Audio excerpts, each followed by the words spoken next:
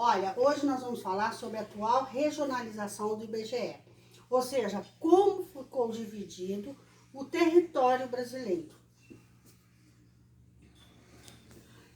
Segundo o Decreto Federal número 67.647, que aconteceu no dia 23 de novembro de 1970, o Brasil ficou dividido em 5 regiões: Sul, Sudeste, Norte, Nordeste e Centro-Oeste. E essa regionalização, para ela acontecer, ela seguiu um critério. E qual foi o critério?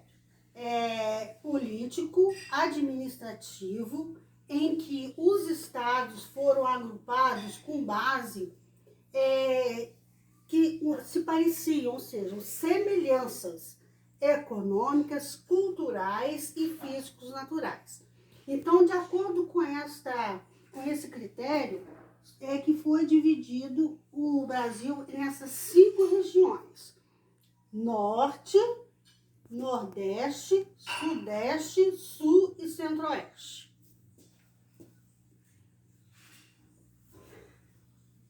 E como ficou a região e a população? A atual divisão regional é composta por 5 regiões, como nós já vimos. Dentro dessas regiões, nós temos estados e seus respectivos municípios. E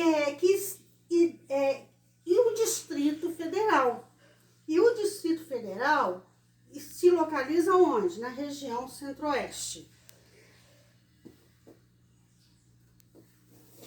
A região Norte, nós vamos falar um pouquinho sobre a região Norte, que encontramos os seguintes estados: Acre, Amazônia, Rondônia, Roraima, Pará, Amapá e Tocantins. São os estados que correspondem à região Norte. Encontramos esses estados, e é a maior região do Brasil. Tem a menor densidade demográfica, a economia mais expressiva é o estado do Pará. E é no Pará que também nós temos o maior contingente populacional dessa região. O estado que tem menor contingente populacional e menor distribuição na área territorial é o quê? O estado de Roraima. E o estado do Amazonas é o maior estado brasileiro que se encontra nessa região Norte. E a região Centro-Oeste? Nós encontramos esses seguintes estados: Mato Grosso, Goiás e Mato Grosso do Sul. É a região menos populosa do país e também é pouco povoada. Abriga o Distrito Federal. O Distrito Federal não é um estado, é uma unidade da federação e que possui altíssima densidade demográfica, ou seja, tem muitas pessoas morando em um determinado metro quadrado. A população está acima de 2 milhões de habitantes. E esse aumento dessa população ocorreu devido à construção de Brasília, e a construção aconteceu na década de 1960. O avanço do agronegócio da região, sobretudo esse avanço do agronegócio, foi em relação às lavouras de soja, que atraíram centenas de imigrantes para a região.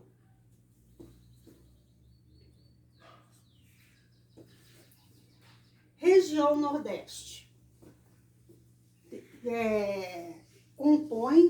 composta pelos seguintes estados: Maranhão, Piauí, Ceará, Rio Grande do Norte, Paraíba, Pernambuco, Alagoas, Sergipe e Bahia.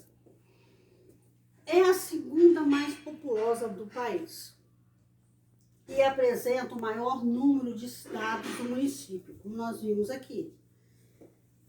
grande contingente de sua população vive em situação precária devido às secas prolongadas.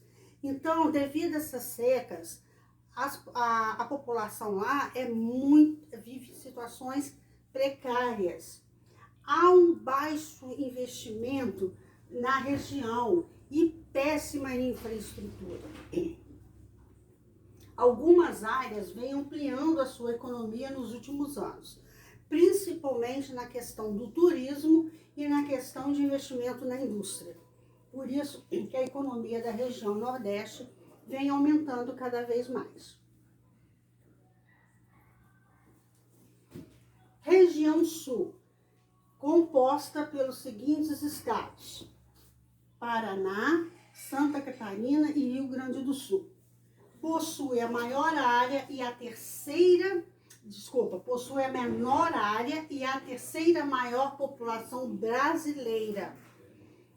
Segunda região do país com maior densidade demográfica, ou seja, tem muitas pessoas morando numa área quadrada, numa determinada área. É uma típica área de colonização europeia, com uma agroindústria forte, ou seja, é uma região em que recebeu muitos imigrantes. Na época em que houve muita entrada de imigrantes no Brasil, muitos se deslocaram para essa região. Italianos, alemães se concentraram mais nessa região. Apresenta entre todas as regiões as menores médias térmicas. É uma região de clima muito frio. É uma região do nosso país em que faz assim, com muito frio, mais frio. Região Sudeste é composta por Minas Gerais, Espírito Santo, Rio de Janeiro e São Paulo.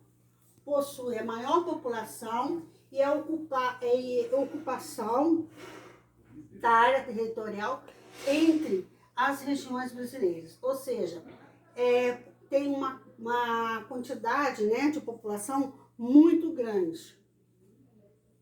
A maior população do nosso país se concentra nessa região, na região Sudeste. Se destaca por ser a mais rica. É a região que tem um desenvolvimento industrial muito grande. Enfrenta graves problemas.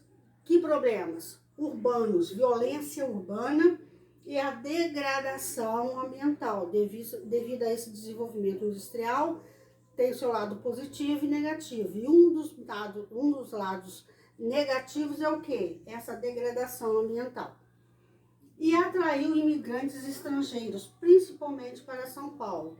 Esses imigrantes estrangeiros e também imigrantes de outros estados do país, do nosso país, que se deslocaram para a cidade de São Paulo, procurando melhores condições de vida, trabalho, porque São Paulo, pelo número de indústrias, oferece maior número de trabalho.